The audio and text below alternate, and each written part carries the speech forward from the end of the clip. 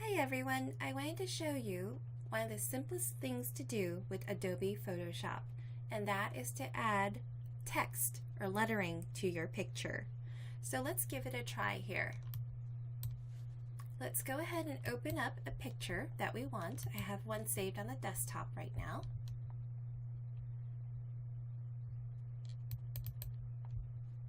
Okay, so I have a picture here, and I want to add some wording to it.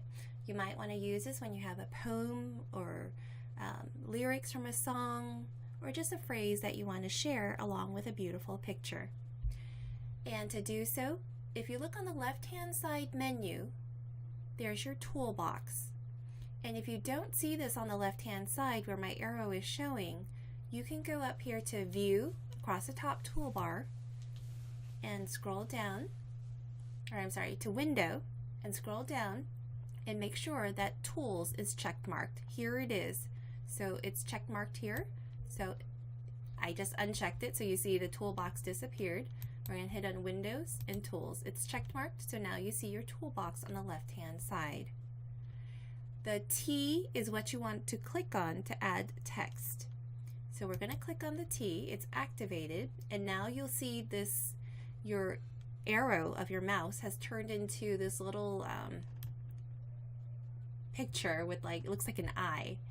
If you click on anywhere on the picture, hold down the left mouse button and drag that rectangle out, then this is going to be the area where your text will lay.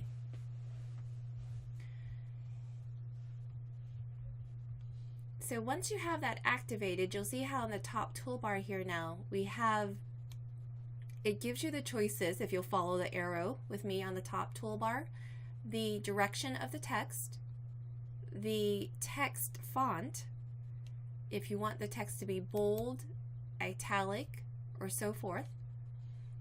And what I like about Adobe is when you click on these drop-down menus for the different text, it'll give you a sample of what that text looks like.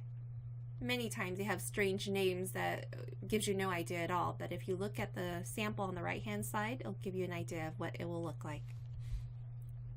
So in this case, let's choose something nice and simple. I'm going to use papyrus here, so I'll click on that. And I want my font to be, we'll try it with 36 points first. If that doesn't work, we can always resize it. And if you look here, this is something similar to Word, where if you want it aligned to the left, centered, or towards the right. And this box here, it looks white right now, but this is one of the more important boxes. It's going to be setting the color of your text. So at this point, it's white text, which would look kind of boring on this picture. So double click it. And here you can choose the color that you want your text to be. I want this to be a sort of a greenish color. So if you look on your main color bar here, let's get into the green area. And from here, the bigger square, you can choose the shade of green that you want your coloring to be. So I do like this forest green color. I'll hit OK for now. And again, we can always change it later if it doesn't work out. And then another to finish up here in the top toolbar, this is for the curvature of your lettering. If you want it to arc, bulge, and so forth. We'll give that a try later just so you can see what it looks like. So here now you see that your cursor is activated within the text box. So let's start typing something. I'm just going to type whatever comes off the top of my mind here. So as you can see here, as I type, it's kind of light. This text is too light for this picture. So I'm going to highlight it here, and let's choose something a little darker and thicker. Let's try this Poplar SGD standard. Okay. Roses are red. Violets are blue. Who is that sitting there waiting for you?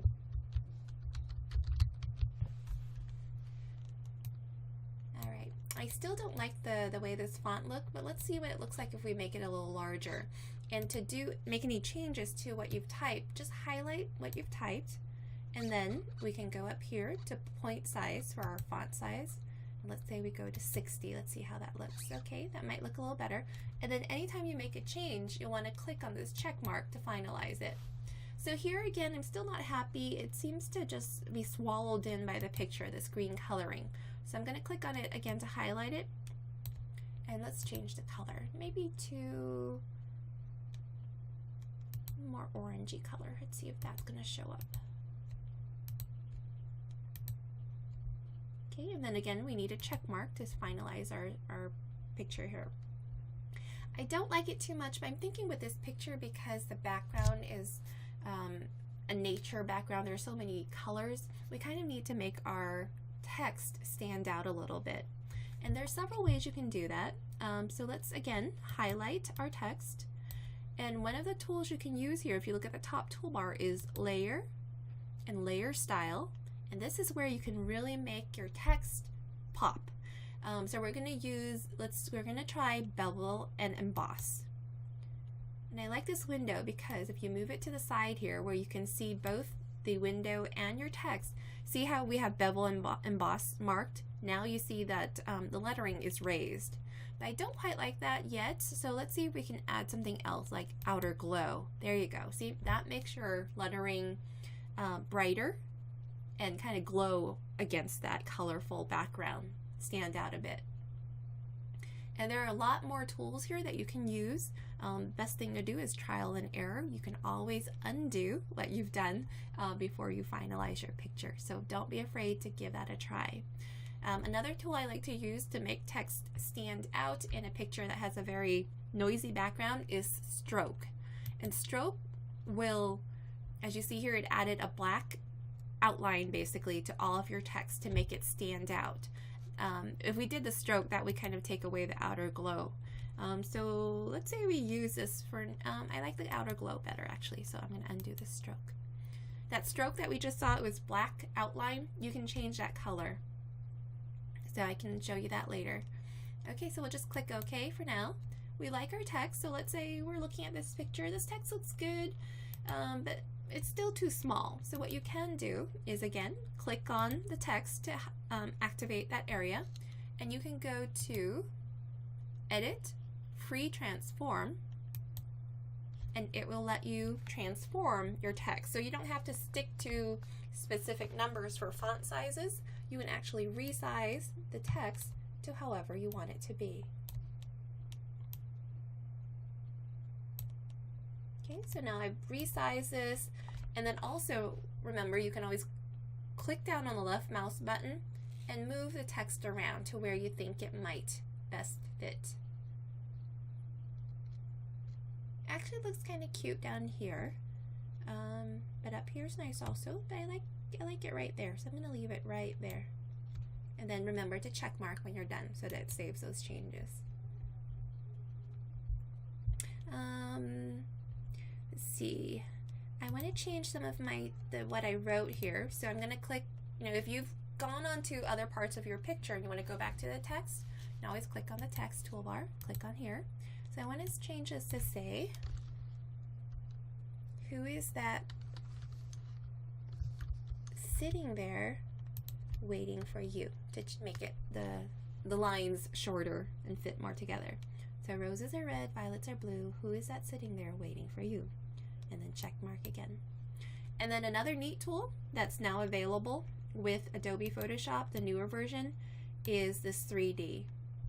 This 3D is a bit complicated, but there are some simple tools you can use from it. So if you click on it, give it a moment here to work, you'll say yes here. You see how the wording changed to 3D? And you can actually, you see how the plane of where the word letters are sitting, see how you can change it around different. So say I do something like this. And then there are other details that you can change. I'm not that professional to know how to use them all, but again, I like to just sit there and kind of figure things out and see what I like to use. Okay, so let's say we keep it that way, and then you can just click anywhere, I believe here. So click on text again, click anywhere on the left-hand toolbar to leave it to save those changes. This 3D really doesn't match for this photo, so I'm going to go ahead and undo, and I'll show you up here. You can go to Edit and Step Backwards. Edit, Step Backwards one more, again, and there you go. We're back to our original. So a good trick with this is on your keyboard, if you go Control-Alt-Z, that will help you to go backwards without having to go up to the top menu.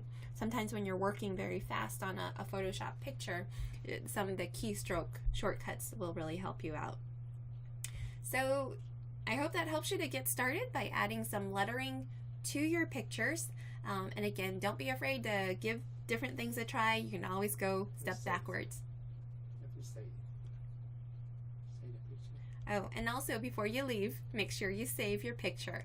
There's two types of ways you can save it. The first is if you just hit save, it will save it as a Photoshop document. You most likely will want to have a Photoshop type document so that you can go back in and change it in the future. Here.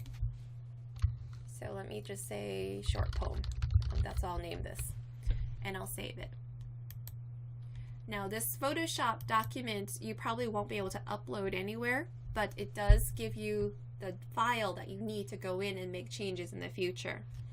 To save the picture as something that you can upload to different areas, you want to save it as a JPEG image.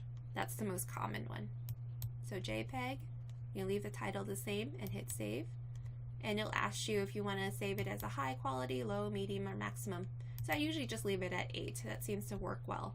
And just hit OK. So now you have a JPEG image which can be uploaded anywhere, such as Facebook or email to a friend. And then you also have a Photoshop version of the document which will allow you to go in and edit. Okay, so hope you have some fun with that. Let me know with the comments below if you have any questions. Thank you.